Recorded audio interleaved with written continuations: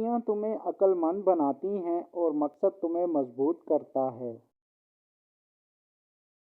ज़्यादा माल और दौलत अक्सर फितनों और कलफ्तों का सबब बनता है।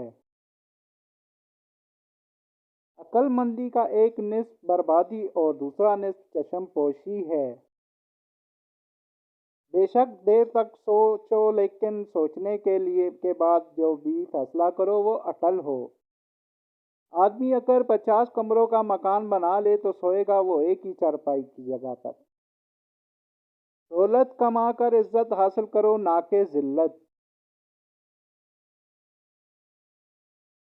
दुश्मन के दिल को मेहरबानी से जीते और दोस्त के दिल नेक सुकून से।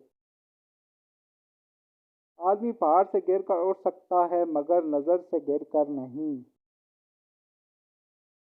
अक्लमंद सोच कर बोलता है और बेवकूफ़ बोलकर सोचता है। सोचेंगे वैसे बनेंगे, आपके ख्यालात ही आपकी तकदीर हैं। जो शख्स बहाना बनाने में बहुत अच्छा हो वो उसी काम में अच्छा नहीं हो सकता।